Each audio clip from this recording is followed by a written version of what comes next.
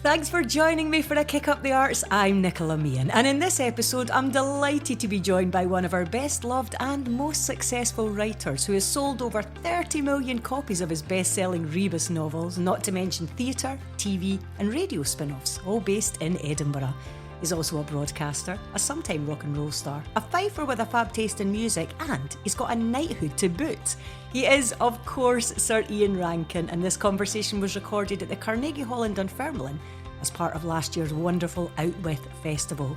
Ian recalled visiting the historic venue as a wee boy growing up in nearby Cardenden, and he reflected on some key cultural touchstones for him through the years, from the punk spirit of the Skids and the riotous language of A Clockwork Orange to Muriel Spark's darkest humour and Alison Watt's sublime visual art. We also discussed Ian's latest Rebus novel, the thrilling Midnight in Blue, which sees his legendary detective banged up in an Edinburgh prison. Now, there were various technical gremlins on the night, so this audio recording is not the best quality, but rest assured, it settles down after the first 30 seconds or so bear with us while there are a few doors banging and people getting settled down. And it is well worth staying around to hear Ian's tales of rocking some bleach-spattered sexy blue overalls that he nicked from a local chicken factory and selling one of his own paintings to Jack Vetriano, Renaissance man or what? Thank you for that warm welcome. The only thing I would say is, see, when I first heard the words Ian Rankin, I didn't feel like I heard enough whooping, wolf whistling. It's Friday night, so come on. Okay. It's really lovely to see you here. And we're here to kind of talk about all sorts, cultural influences over the years. Mm-hmm. Some books, of course. From music, some visual art, some films. But let's talk about this building first. Do you remember it? Did you come as a wee boy? I came, my mum dragged me here a few times. When I was we were 10, 11, 12, I would get dragged along to see Amdram productions of South Pacific or Oklahoma. Oh, really? Something like that. And I would just sit there a wee bit stunned and not sure what the hell was going on. And there was a Scottish singer, there was a Scottish singer as well that she took me to see, and I'm going to forget his name. It wasn't Kent McKellar or that. But we got a single, and I think I've got it signed by him, but it was all, folk, old Scotch folk tunes. So we did come back, we didn't have a car, it wasn't easy to get to Dunfermline from Bow Hill, as our bit of Cardenden used to be called. So it was dependent on there being somebody along who was going to drive us.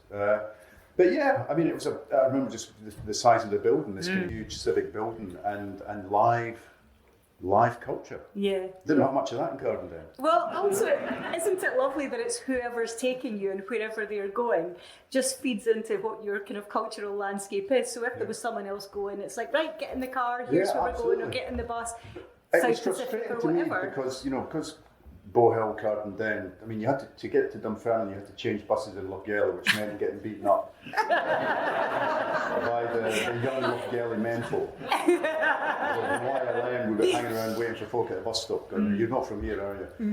So I never came to many, because there was always in the Kinema Ballroom, rock gigs, and then from rock gigs went to punk gigs, and I never came to any of them.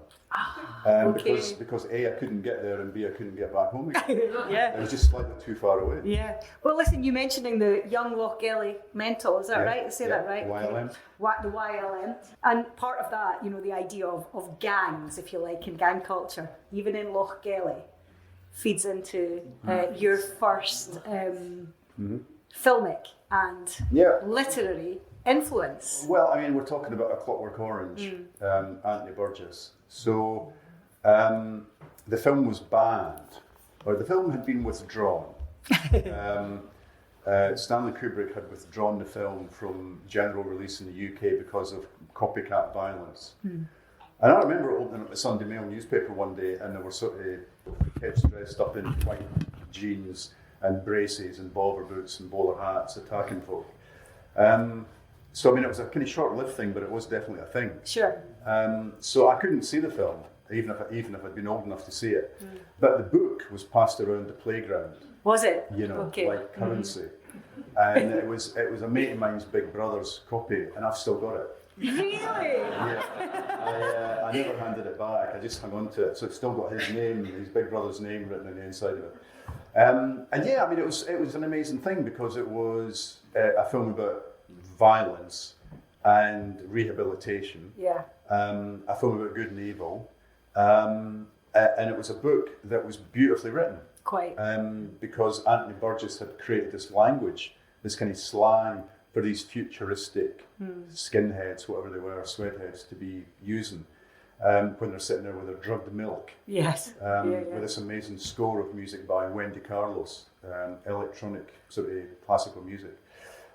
So yeah, that was a whole package. And the first time I saw the film, I'll tell you, it was a long time after that. Having read the book several times, we moved to France in 1990, and in a cinema in Périgueux, in southwest France, they were showing the film. And I went, I'm going to go and see it. So you hadn't seen it? I hadn't seen it until I was 30 something. So I went along, and it was dubbed into French. So luckily I knew the story backwards and forwards. Yeah. But it was quite weird to hear them all speaking with French, saying French things. Yeah. And that was, so I came out there a wee bit perplexed, and it was really ropey cut as well. It was like really crackly and an old 35mm cut. But yeah, it was a big influence on me. As a teenager, I was trying to write anyway. I was trying to write song lyrics and short stories and that. I started trying to invent my own language, the same way that Burgess had done. And I wrote about, the kind of kids around about me, the gangs, the YLM, the YCD, which was Cardenden. Tiny Sally was Ballingry, I think. Okay. What did Dunfermline have? Oh, come on. Toy? Yeah, TOI. So yeah, and it was all, as far as I remember, the kind of big exciting time was when the Links Market came to Kirkcaldy and all these gangs congregated to have Battle Royale on the Esplanade of Kirkcaldy. This is the mid-70s. It's brilliant. And I had the Doc Martens. I said to my mum, I want a pair of Doc Martens, and she went, oh no. So she got me a pair from her John Moore's catalogue, the mail order catalogue, but she got me brown moccasins. Brown moccasins with tassels, Dr. Martin soles. And she got me a Harrington jacket, but it was green. Oh. No one has a green Harrington jacket. So between the oxblood sort of loafers and the green Harrington, I looked like the worst skinhead imaginable. And yet so close. It's interesting, isn't it? Because so often throughout all of your work, really, certainly throughout everything we've ever really read in Rebus, that idea of not so much even pushing the boundaries or exploring the limitations or the possibilities of good and evil, but all of that grey area in between, and ideas of free will, which is really in many ways what is at the heart of A Clockwork Orange, has something that's resonated, and right up to Midnight in Blue, and you get to the point where Rebus is in prison. If you look at the contemporary situation in America and elsewhere, where you basically get thugs turned into police officers. Quite. What's going on with ICE in America? That could be, his pals when he gets out of jail, and that his pals have suddenly stopped being gang members and become cops. Yeah, quite. And so they're arresting him and beating him up and stuff. They're no longer his friends. And that's a kind of foretaste of fascism. Yeah. And you're looking at what's happening in various countries around the world, including America. This is the world of A Clockwork Orange. Quite. Yeah. But the thing is about A Clockwork Orange, so I got this version, which I confess, I've got various versions from over the years, but I got this one because I thought it looked particularly lovely. Yeah. And it's a restored edition, so it's got all manner of wonderful essays, and it's got some annotated, it's got some images in it. It's an amazing version, well thumbed from the little bit of tanning oil there, that's lovely. But one of the things within it is that there are lots of reflections from Anthony Burgess that he's then, gone back and thought about it, and he speaks about violence. And I think something that almost maybe, and I guess is what happens, you get associated with one thing, even if it's a misassociation, and you're saddled with it. So in The Listener in 1972, this was a response to the Kubrick film. But I think he almost feels that the shorthand for this being a violent film overlooked so much more of not just what it was about, a book rather, but also what he was about as a writer. And he says, what I would really like to see is a film of one of my other novels. Straight away, they're all overlooked, right? All of which are singularly unaggressive, but I fear this is too much to hope for. It looks as though I must go through life as the fountain and origin of a great film, and as a man who has to insist against all opposition that he is the most unviolent creature alive. Just like Stanley Kubrick. Because they were both saddled with it in many ways, weren't they? It was so sensationalist. Yeah. but there was so much more to it. The questions asked were and huge. you're right, there were various editions, because I remember an edition came along that had an extra chapter, a kind of happy ending tacked on the end. There was a UK ending and there was a US ending. Yeah. The ambiguity is brilliant. Yeah. So the UK ending was a lot bleaker than the US ending.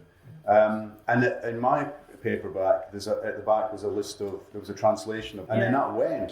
Later editions didn't have that anymore, and then they brought it back again.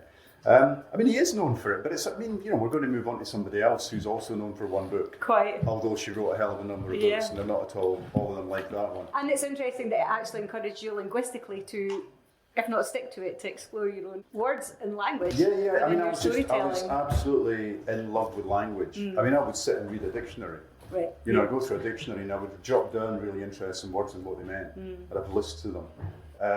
And I would do the concise crossword in the Dundee Courier. and you'd have to have a dictionary there to try and work out what the answers might be. Yeah. I just loved words. I remember writing an essay.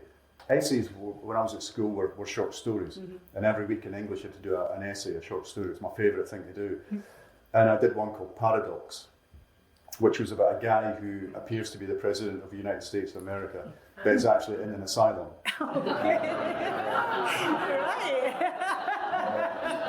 Wow. I remember I called it Paradox, and my English teacher said, "Why did you call it Paradox?" And I went, "It's just a great word." It was the title of a song by Hawkwind on Hall and Mountain Grill. And I just thought, what an amazing word paradox is. And it had nothing to do with the story. I just liked to look at it on the page. Yeah, fascinating story though, huh? The prescience. Well, I wish I still had it. I mean, all my school stuff went. Oh, did it? Everything got chipped away eventually. It's still there. I have a cracking teacher. I mean, Mr. Latterly at Beath High School, Mr. Gillespie, my English teacher, who might still be with us, lives in Dunfermline. I used to bump into him occasionally. He was brilliant, and he would teach us the lyrics of Paul Simon, the lyrics of Neil Diamond. Really? Yeah, he got us turned on to T.S. Eliot quite early on. And he was only about 10 years older than us. He was a very similar generation to us. So, I mean, these were shocking times. Some of you might remember this. After school, we'd all go to the pub. So Mr. Gillespie would go to the pub with some of his favourite students, and we would sit and talk about literature. And there was one night I did have far too many. I had to phone my sister up and say, "Can you drag to Cardenden and pick me up, because I can't get the bus." My teacher got me drunk. I don't know. I don't know if I ever got back to my parents. It was my teacher who got me drunk. Oh God, I'm a lifelong love of literature for whatever reason, and lyricism. I love that, taking this as seriously, and the writing of lyrics as seriously. And let's on that note bound on to the second one, which I think resonates with what you're saying about your look a little bit, because we're going on to music this time. Okay, so you're in your Doc Martens and you're in your jacket of some description, and you're going to see the Skids. So, well, I wouldn't be wearing that outfit to the Skids. The Skids came later. I want to see this. This is what I've got in my mind now. I had to go from the Doc Martens through to denim. Because I got into status quo. Oh, okay. And Alex Harvey. This is much better. The fashion transitions. The black and white stripy jumper, the Alex Harvey jumper, and status quo, and the denim waistcoat and stuff, all that. Into prog a wee bit, and then along comes punk. And, Fife, middle of nowhere. Punk seemed to be happening a long way away from us. But the lesson of punk was, if you want to do it, you go and do it, give it a go. Yeah. And so at Beath Senior High School, who did we have? Stuart Adamson.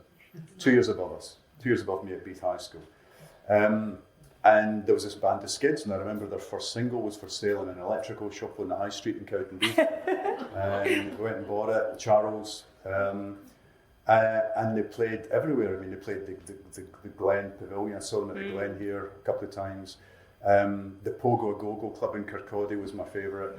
Pogo a Go-Go Club was the Station Hotel, which I think now is an old folks' home or a care home or something. But it was the upstairs ballroom of the Station Hotel, and a Sunday night became the Pogo a Go-Go Club. And there was no stage. So the Skids or whoever band were playing were on the same level as the punters. And we were all pogoing up and down, of course. And the owners would come and complain about the fact that the ceiling was going to cave in downstairs because so many of us were pogoing up. So what a war was, and I remember this vividly because my mum worked in a chicken factory, Eastwood's chicken factory in Glenrothes. She got me a job in the hatchery in Kinglassie. And I nicked one of the sexy blue overalls. So I had my blue overalls, and I put them on my bedroom floor, and I got some neat bleach, and I dripped bleach all over them. I had sort of white splashes all over these blue overalls. Lifted them up, and of course it had gone right through the carpet. I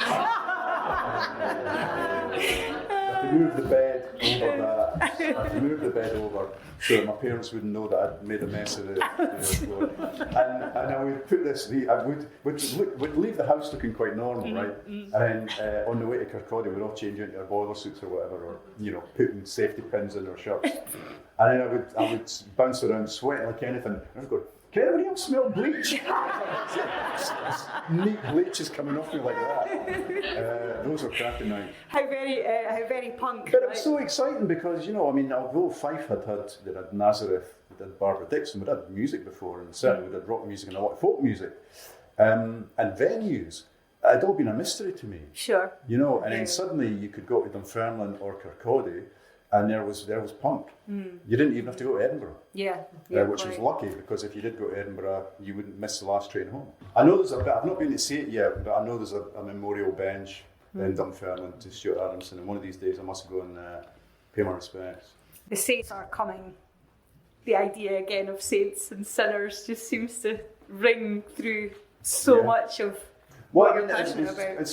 Richard Jobson was a really interesting lyricist. Yeah. Even right from that very first single, Charles got a job in a factory, and you're going, this is what's waiting for us when we come out of Beath High School. A lot of us, if we've not got the grace to go to uni or college, we're going into factories. The chicken factory was waiting, Rosyth Dockyard was waiting, the mines to a certain extent were waiting. Sure. And Ferrantes and things like that, if you had technical abilities. And of course, at the end of the song, he gets replaced by technology. Quite. So, you think you've got a job for life, no technology is, and here we are back again with AI. Yeah, quite. These themes never seem to go away. No. So it seemed very, very prescient song there. And Test Tube Babies, of course, was about something that might happen in the future as well. That was the B-side of the single. Right from the kickoff, they were a really interesting band. There was much more to them than just, 1, 2, 3, 4, go. Yeah, but on top of that, this is a band who, as you say, there was a huge, rich history of music in Fife, but this is a band who are not just playing locally, playing on your level, like there's not even a stage in some of these places, and Stuart Adamson is at your school. A couple of years above is that ideal, isn't it, where it's like you're just about there, you're just about within reach. What impact do you think that had on you? The possibilities of something, if you like, because someone like Stuart Adamson was at your school. It was anything was possible. Sure. It didn't matter what background you were from. Give it a go. So we almost immediately, a few of us, Dov Young, who was in my year at Beath High, he could play keyboards and stuff. So he said, right, let's get a band together. So we formed a band, the Dancing Pigs, and we were actually going to ask Stuart Adamson if he would produce our first single, but we never quite got that far. We never did make a single, but we did make some tapes that we sent to John Peel, who never played them. That in itself is an accolade, actually. But they might be sitting in these archives somewhere. Or he might have just chucked them out. We get to read about them, and having all sorts of successes and adventures within the Rebus books, all right? Anything again is Rebus possible. Novel, I think Black and Blue, they're a huge band. They're massive. Yeah, They've got merch and all sorts. Simple Minds of U2 or something. That's one of the beautiful things about being a writer is you can your dreams can come true in fiction, although they didn't in real life. You can right the wrongs. Yeah. That's what happened. Let's move on to another book with that in mind, and film, because it's both, and we're very much in Edinburgh for this. Okay, we've been in Fife a little bit with Skids, and my goodness, is there another Edinburgh book as vivid, as humorous, as tiny and vast? Yeah, it's a little, I sometimes describe the Prime Minister Jean Brodie as a TARDIS. It's a lot bigger on the inside than it is on the outside. Quite. Or like a little jewel box that's very, very intricate and beautiful, but very complex. I went to uni, first member of my family to go to uni. Parents were scratching their heads. They thought I was going to be an accountant or something, but no, I wanted to study English. And then I wanted to stick around after my undergraduate degree.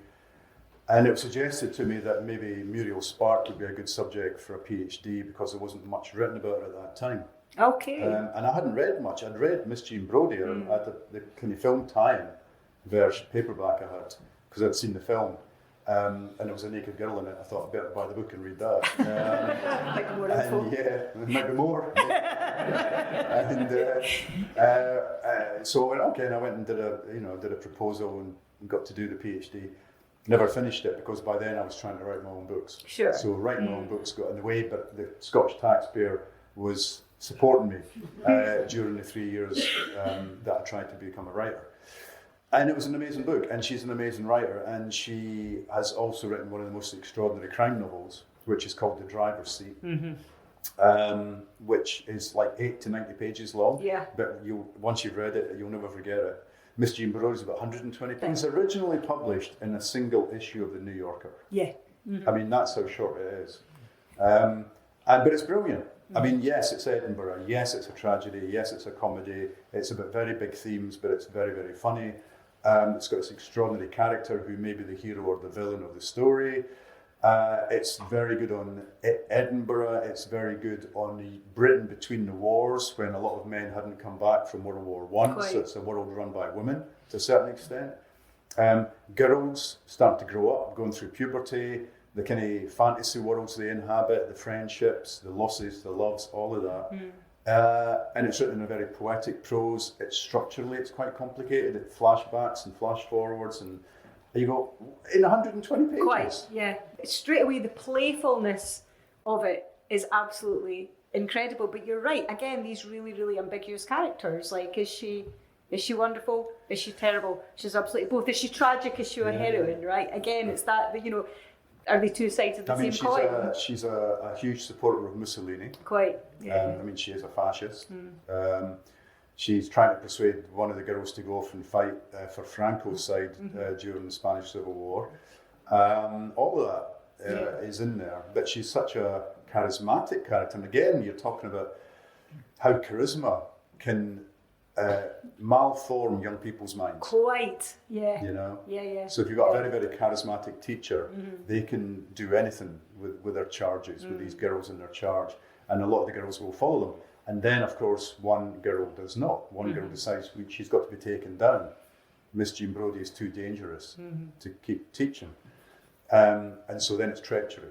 Well, it is treachery, and it is a mystery as well. All of those things piled into this one, absolutely the slimmest volume, as you say, in one issue. And I've got in my, I've probably told you this before, in my office where I work, I've got a little occasional table that we think was the table she wrote some of the book on. Yeah, you have to before. It gives me a shiver every time. I love this. Edinburgh to research the book, and she was living with her parents, or at her parents' place in Brunsfield Place in Edinburgh, where latterly her son lived, and then when he died, the effects were sold at auction. And there weren't many, from photographs of the house and descriptions of it, there weren't that many places where you could sit and write. Sure. And she did write in jotters. She wrote in James Thinn's jotters. She bought them in bulk. Back in the days when James Thin made school jotters. And so she would be sitting at this occasional table in this school jotter writing Miss Jean Brodie. And the original manuscript, the books are in the National Library of Scotland, and if you ask, you can get to go and see them. And they stopped making the jotters. They stopped making the exercise books, and she requested that they make some specially for her. And they found the same card and the same colour and the same sort of width of line and everything, and the same quality paper. And they had 40 or 50 made and sent them to her, and she went, "This will be enough to see me through." Jeez, really? Everything was written in these James Thinn's jotters. Do you have rituals like that, or have you had? I know things are maybe more computerised now, but you're saying even about having this desk, having this artefact, like, are there things you have? I work at a kind of, almost a painter and decorator's desk. It was the cheapest thing I could buy. I bought it, I think, at Habitat or somewhere on, one of the main streets in London, in 1986 when I got married. And I remember taking it back to Tottenham on the bloody tube. Thing's huge. So it's just one big slab of wood. And, I know the ones you mean. And it's got everywhere with me. Really? So I had it in the flat in London. We moved to France, it came with us. Moved back to Edinburgh, it came with us. And I still write at that. So every Rebus book from book 2 has been written at that desk. Really? Yeah. That's a ritual, and so is eating 5 Snickers bars a day, but some rituals should be left secret. That's just the energy you need. That's absolutely fine. But yeah, it's a glorious story. It's also about the stories we tell ourselves, isn't it? So Miss Jean Brodie in her prime, and who among us? I spoke to Claire Grogan from Altered Images, and we're going to come on to Claire shortly, I suspect, because it's her favourite book as well. And we were saying, do you ever know when you're in your prime, and when is that? And the fact that she's even discussing it seems somehow tragic, despite the fact that she keeps trying to tell us. Yeah, I mean, she's a spinster. Right, yeah. You know? And she's got failed love affairs behind her, and men who fancy her, but she freezes and can't do anything about it and stuff. And yeah, she's a very, very complicated character. I mean, it's some of the when the girls are on their own and they're sort of imagining her love affairs, they're just hilarious. Oh, they're honestly, that's it. Some of the stories within the stories are brilliant. Or Sergeant Anne Grey, the whole farce with the policewomen, which is actually about a horrendous situation, in the way in which you deal with kind of trauma. One of them is flashed at, and so they have this great story about the policewomen. It says on the back of it, for comic observation and spicy dialogue, it is impossible to outclass Muriel Spark. There's this bit where she's chastising one of the girls because they've opened the window a little bit too wide. She says, 6 inches is perfectly adequate. More is vulgar. What could she It's just, I'm sat there in the Wallace High Library oblivious, every time you read it, there will be another line, or you'll read a line a different way. It's stunning for that. I always laugh, although I know it's coming. They're sort of imagining the love letter she would have written to her lover who died in Flanders Field. You got I would like to congratulate you on your Scottish country dancing as well as your sexual interest. Yeah, it's so formal. It's so totally.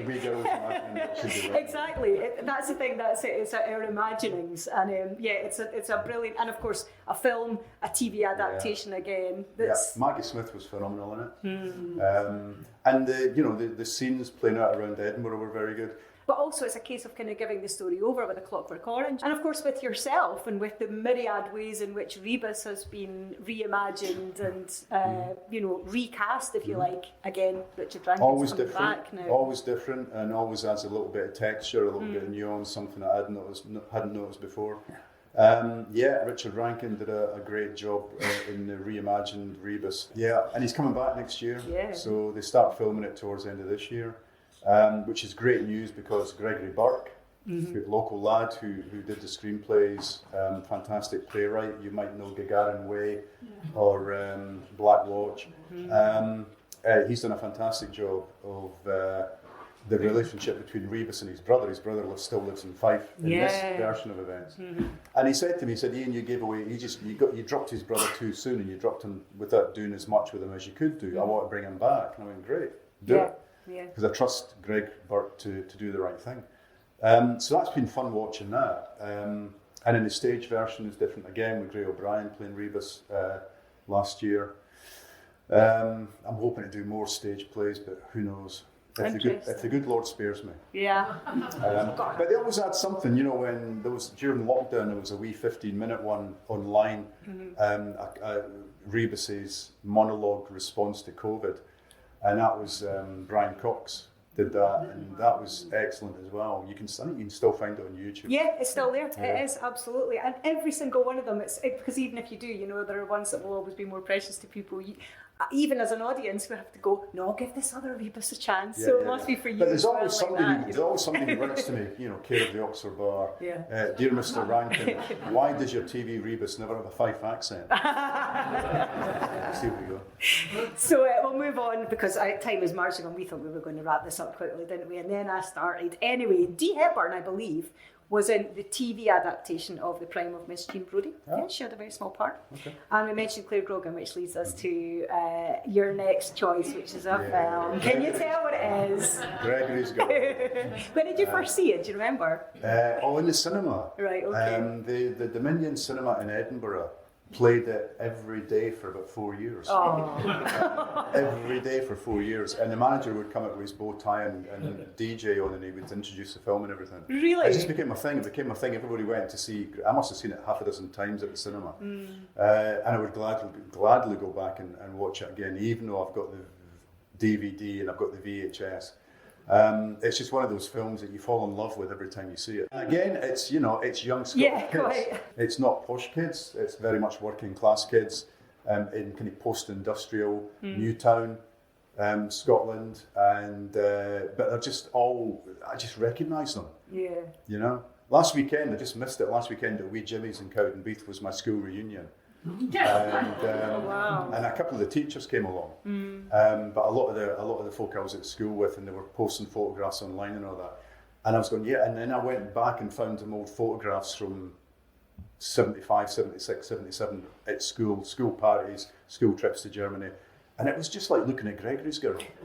Everything from the fashions to the hairstyles to the just gawkiness.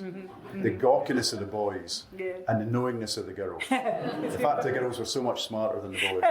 It's just a brilliantly observed film. And the writing as well is exquisite. I had heard of the film for years before I saw it, because I was too young to maybe go and see it at the cinema, but everybody knew the lines. The lines were repeated, so you kind of had a sense of what this film was, even if you hadn't seen it. And that's really of course the cast, but also the writing just absolutely carrying it, and Bill Forsyth's eyes and ear for detail. Yeah, I mean, it's a genius. And these were kids who weren't professional actors, and yet he just drew them out. And they created these very believable three-dimensional characters who looked and spoke like everybody around you. Were you writing, at that point? Where are we? So we're like early to mid 80s. I mean, from when I was at high school, I was writing stories and poems and song lyrics.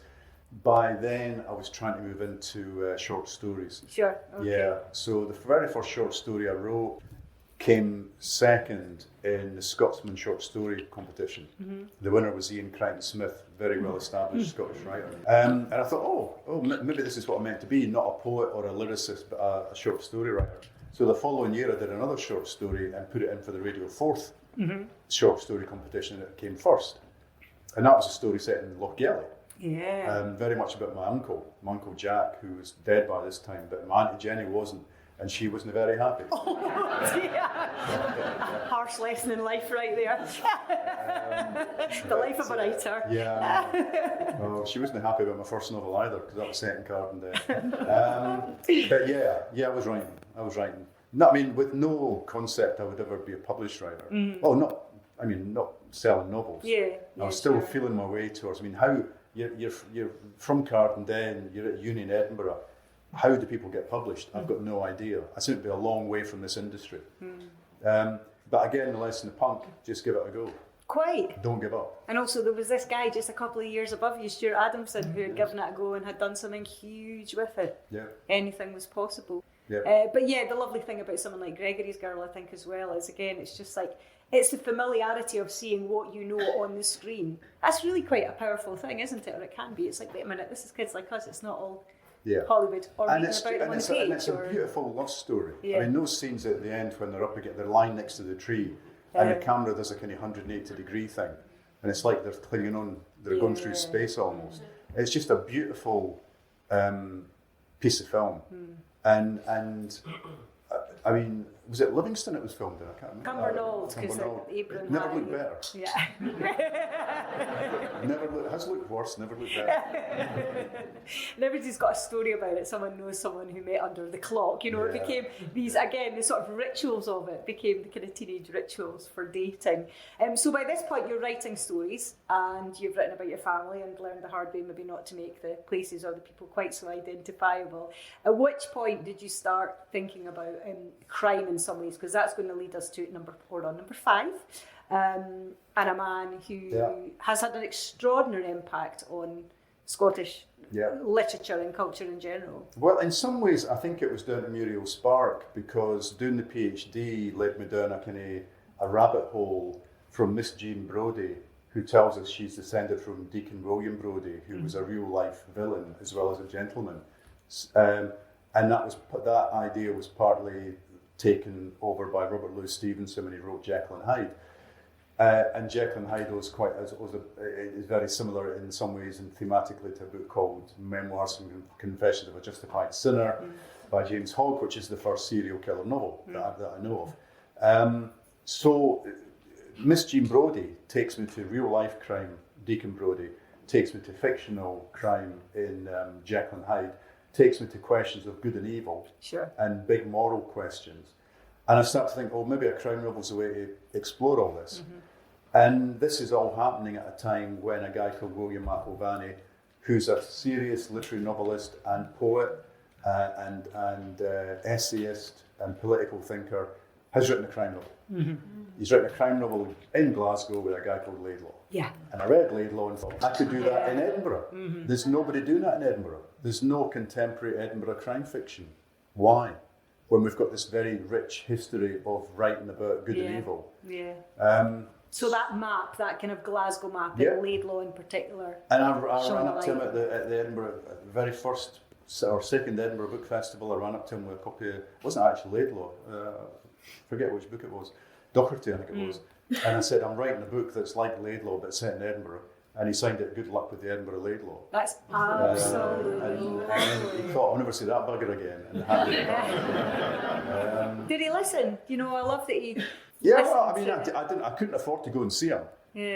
So I just ran up to him before he went into his event. How lovely. I know. And then we never saw each other for years after that. In fact, I think the next time I got in touch with him was, I was wanting to take the Rebus novels into the first person. So this is about 4 or 5 books in. Right. And I thought, he did that in book 3.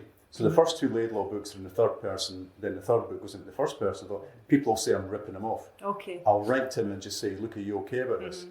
How I got his address, I don't know, but I wrote him a letter. I never heard back. So I didn't do it. I never did take Rebus into the first person. And then years later, he said, I remember, I lost that letter. I remember you sent that letter and I lost it, so I never got back to you. Isn't that interesting? Yeah. So if he had got back to me, I might have taken the books into the first person. I don't know. But anyway, he was great and just a lovely, gentle man, handsome man, very intelligent but very down to earth. One of these barroom philosophers. And we did become friendly later on, and I was able to celebrate with him when his books, having been out of print for many years, came back into print and became successful. And then, of course, he dropped dead, which was hellish. And this was during lockdown. His widow got in touch and via his publisher and said that he'd left some notes for a final book because he'd realised that he had stopped writing the Laidlaw books and he should have kept writing them. So she said, would you consider looking at these notes and see if there's a book in them? And I did. And because it was lockdown and I had hee-haw else to do, I did it. And so I finished the book, and she sent me this lovely letter at the end, handwritten letter, just to say, you brought him back. Yeah. I was sitting in the sofa reading that book, and I could hear his voice, and it was almost like he was sitting next to me. I just thought, job done. That's such an undertaking in so many ways. Huge and then to even to write it's one thing, to hand it over. It's something else, I mean, I knew I'd done as good a job as I could do, but trying to get his voice, that was the big thing, because his writing style is more poetical, flowery, ornate than mine. And also Glasgow 1972. Sure. I thought, I'd never been to Glasgow 1972. I might have been to one football match, I suppose. So just trying to capture his Glasgow and make it as authentic as possible and make sure that the plot was a plot he would be happy with. Yeah, it was hard work, but in some ways it was incredibly freeing. Okay, I wondered. Because there's no CCTV, there's no DNA analysis, there's no mobile phones. So it's old-fashioned policing. When I sit down and write a crime novel these days, you go, oh, he's got a mobile phone, you just thought, hello, I'm getting kidnapped. The end. I mean, every crime movie you see, no signal or battery dead. You've got to strip when the police do a door-to-door now, they're looking for doorbell footage. They're not just asking questions, they're looking for doorbell footage. And it's so boring. It's so that was, boring you could be quite freewheeling about it in Glasgow 72. He's walking down the street and he goes into a phone box to make a phone call. Yeah. Wild times. It's like the Wild West. You could have suspects tripping up on the way to the police cell. And there's no CCTV to capture them. Oh, yeah, completely. Because again, when you're writing, obviously the Edinburgh that you've written about for so long became a lot more insular in this bit, because taking that into prison, if it had been 72, that would have been a very different prison and protocol than what this must have been like. And did you have to spend a bit of time in the clink yourself to... Yeah, I was very lucky. I mean, I've got friends who are ex-prison officers, and one of them managed to get a message to the governor at Saughton in Edinburgh, and he was nearly retiring, so he said, "Yeah, come in, I'll show you around, and you can ask me some questions." And that was great, and I spent a day there. And then I met the librarian, and the librarian said, "Would you come back and talk to the prisoners?" And I went, "Yeah, okay." So we went back in and had a meeting with the prisoners, talked about creative writing, and literacy and all that kind of stuff. And then I just stayed in touch. So if I got a query, I could email him, the governor. Yeah. I could email the governor. I've not actually been back to the prison since the book was published, because I don't know if they'll be happy with it. The prisoners might not be happy with it, the staff might not be happy with it, the way they're portrayed. Yeah. It is a fictional Saughton jail. I mean, there's stuff happening in it that the potential is there for it to happen in the real world, but it might not quite be happening. But again, it's so that you can ask questions of us and how far we will take things, and who on what side is doing right and wrong, and who has the free will. A prison is a microcosm. A jail is a microcosm for society as a whole. There's still all these layers. There are people at the top and people in the middle and people at the bottom. There are favours owed. There's an economy. Things are all, it's all barter and economy and everything else. And there are people just getting on quietly with their sentence and getting on with their life. There are people who are bad, just very bad men, who are going to continue to be bad men inside. And then you've got the prison officers who are stuck between a rock and a hard place. Fewer and fewer of them doing the job, with more and more men to try and control. And so a lot of prisoners are spending a lot more time banged up than should be the case. They're not getting as much education. And by the way, all the education in prisons in Scotland until recently was franchised to Fife College. So it was Fife College that went into every prison in Scotland and did education classes and stuff. So all of that was absolutely, and the nurses are all NHS nurses. The librarian is a City of Edinburgh Council librarian. And so all of this microcosm stuff is happening. I just thought Rebus, 80-year-old man with health problems in a prison full of people who hate his guts. Yeah. That's an interesting proposition. That's an interesting proposition. I do still love that even now it's like dreaming up, where else could he go? Again, it's about pushing that and saying, but also... Well, you're also trying to push yourself. You're trying to do things you've not done before. I look at a map of Edinburgh and go, I've done it. Yeah. There's almost nowhere to put a murder now that I've not already used. Completely. Well, I've told you this before, but in lockdown when I lived in Stirling, but I had lived in Edinburgh for years. Yeah, they coming for you. They're coming for me. Did you hear that? It's Fife on it. It's the Badlands on a third. But I reread. I just started at the beginning and reread all the Rebus novels, and one of the reasons why was I was loving being in Edinburgh. And I was loving being taken to all these places that I'd lived in Marchman, and it was kind of like, the map of that city that you have written about for decades and over 25 books is so intricate. But where could he go next? He can go somewhere else. Yeah. Okay, but let's get ourselves out of the clink, let's get some fresh air and let's get some stillness, because we're going to talk about a wonderful landmark of visual art next, all right? Okay. And before you do though, what's just briefly your relationship with art? Did you get taken to, you're saying you would come here, you'd maybe see South Pacific or a folk artist, but did you go to galleries? Were there paintings around? No, there was no, there was no art in my parents' house that I remember. I didn't get taken to art galleries. It was my girlfriend, now my wife, who started taking me to art galleries, I think, and our son is very into art as well, so I've kept an interest in it. It was a while, but like everybody, every novelist wants to be a musician, every musician wants to be a painter, every painter wants to be an actor, every actor wants to be a, you know, it just, Yes, it's nobody's so true. exactly happy where they are. They all think they should be doing something else, and they've tried it and fallen short. And I would love to be an artist, I would love to be a musician. And I've tried both, and I'm shite at both of them. You know, I've got one thing I can do, which is write words down. And I've probably painted. In fact, I think I've painted 3 things in my life. One of them was a collage. It was for a charity art sale, so it was anonymous. So you got these collages on this wall, and you could buy one for 200 quid, and you didn't know who the artist was until you bought it. I did a collage called Fife's Got Everything, right? And it was bought by Jack Vetriano. Because one of the little cuttings was it actually had Jack Vetriano mentioned in one of the wee cuttings. So he bought it, and he said he had it in his bathroom for years after that. Really? But the other one I did before that was a wee bit of card. I got a postcard-sized bit of card. I went and got 3 tubes of oil. I got 1 green, 1 blue, and 1 red. I did the top half red, the bottom half blue, and a wee green line in the middle, and I called it Sunset over Cap D'Antibes. It's sold. I said to my wife, look, you better go and pay and buy that. You know, it's up in this gallery. I said, you better go and buy that before somebody, you know, let's get it back. And she went, had a wee red dot on it. She's staring at the wee red dot going, I can't believe somebody fucking bought that.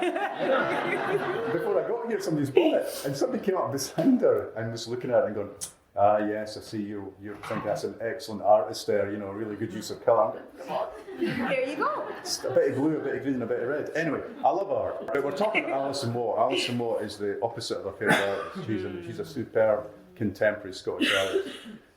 And I love the kind of way that the trajectory of her career, where she started off doing portraiture and self-portraiture from Glasgow School of Art onwards. And then she got very interested in the kind of material that the models were posed against or sitting on or whatever. And she actually just got rid of the models and started painting the material, and just extraordinary and very vivid and very evocative and very mysterious and very delicate and detailed. She does it all with a tiny, tiny brush. They're huge paintings, by the way. Vast. And she's tiny. I mean, she's dwarfed by some of her paintings. And the one that I love, Still, which is in, what's the name of the chapel? It's behind Waverley Station. The old St Paul's. Old St Paul's Church. And if you go into Old St Paul's Church, which is literally behind Waverley Station, near the back entrance, and you climb up these stairs and into this church, and then you go into this wee chapel, and there it is, this alcove, and there's this huge resonant painting that I mean, could be death, could be peacefulness, could be the veiled figure of Christ. I mean, we don't know what it is.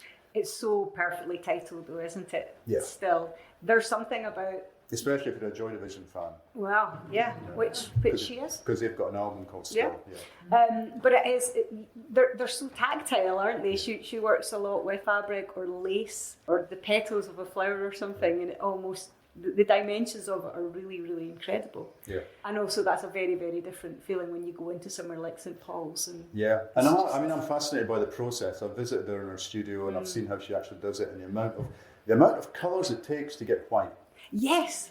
You know, she's got a palette and it's just covered in different colours. All of it just trying to get a slight tinge to this white. She's absolutely brilliant, and I love her. Yeah, no, I think she's a genius.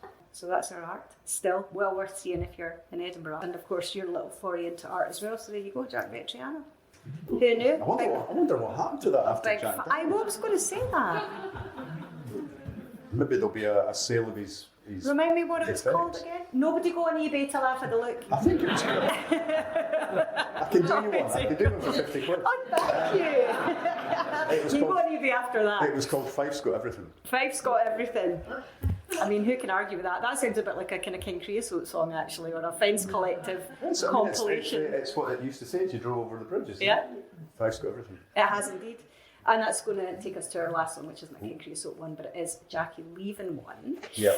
And, I mean, you're a huge music fan. And although you said a failed musician, certainly the Dancing Pigs did very, very well in at least one Rebus novel. But at what point did you even encounter Jackie Leavin, and what out of all of these incredible artists that you've listened to over the years lured you in so deep with this man? Because it runs really deep with him, doesn't it? Yeah, it was quite late on. Because he was a folkie in Fife in the 70s, 60s, 70s.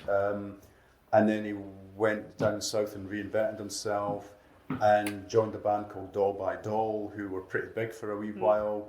I mean, live they were apparently astonishing, very visceral, but I never saw them, never heard of them. And then I was reading, it would either be Q or Mojo, one of the music magazines, and it just said something, you know, kind of Fife Troubadour's latest album, blah, blah, blah, and I went, oh. I went to a record shop in Edinburgh, I found the CD, loved it to bits, and I thought Rebus would love this. That's lovely. It's this very deep, resonant voice, great acoustic guitar playing, muscular lyrics about kind of macho men and what they're kind of hiding, the feelings they're hiding from the world and trying to hide from themselves. Some of it very personal about his background in Fife, growing up in Fife to a kind of Romany family. How much of it is true, I couldn't tell you. He was a fantastic myth maker.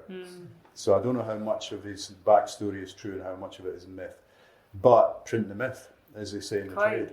And then he was playing Edinburgh at one Fringe, and it was a midnight show at an old church, St Stephen's Street, and I went down, about 15 people there, and he was signing stuff afterwards, and we had a quick chat. Because it turned out he was a fan of the books, and I didn't know this. He was reading one of my books on a plane on his way to Bergen in Norway or something. He went, bloody hell, I get a name check on a Rebus novel. So eventually we started working together. We did a show at Celtic Connections together called Jackie Leavin Said, and I wrote a new short story and he wrote some new songs to go with it, including The Haunting of John Rebus. Yeah. And Lindsay Doyle was all about Kirkcaldy in the 60s. And we just kept, you know, we toured together and just kept in touch. And he was a phenomenal individual. I mean, a kind of gentle giant when I knew him, but I knew the backstory. I knew that he had been a roisterer who was now kind of under control, as it were. And then he died. Again, unexpectedly, we were doing a gig. I think we were due to do a concert in Belfast, and his manager or his record company phoned me up and said, he's gone.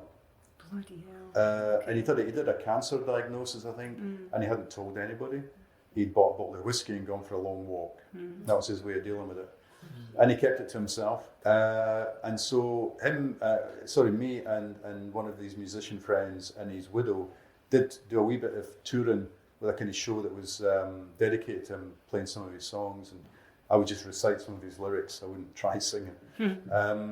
But yeah, he was a special guy. And as a kind of memorial to him, I've used lines and titles from his work for quite a few of the recent Rebuses. Yeah. So Saints of the Shadow Bible is a line from one of his songs. Standing in Another Man's Rain is a misheard lyric of his that I called Standing in Another Man's Grave. I think the original title of the latest book was going to be something like When Those Church Bells Drown, which I think is a line from a Jackie Leavin song. But my publisher said it was too long to go in the jacket, to go in the cover. But yeah, I mean, people still remember him. I mean, he did very good business in Scandinavia, and they keep talking about trying to do a Jackie Leavin festival there. Really? One of my most memorable nights, there is a DVD available if you can track it down, was in The Hague. There's a music festival called Crossing Borders, and Jackie invited me to go over with him and a couple of musician friends, an Irish poet, whose name's escaping me at the moment, and David Thomas from Perubu. Oh wow! Oh, good grief! And we were There's a super group. We were on stage for an hour, passing a bottle of Jim Beam between us. I'm surprised it was memorable. I'm surprised you can remember it. Well, they caught it on video, and you can see me rapidly going downhill as the evening wears on. Oh wow! But just you said something there, and I found it quite interesting, which is you heard Jackie Leavin and you thought Rebus would like this. Does that happen often, where you realise, even subconsciously, that you're closer in mind and heart than perhaps you ever expected? We were on holiday in Ireland last week, and we were on a wee bus tour, and the bus driver or the tour guide said, "We're just going past the house that Rory Gallagher lived in." And I went, hello, because I mean, Rebus would love Rory Gallagher. Exactly. You're going to text him in prison. Yeah. You going to sign some books? Is that a thing that's I happening? think Waterstones are selling books if anybody wants a book Or, signed. depending on your budget, perhaps a painting? Thank you so much all for coming and spending your time today. Thank you, Peter.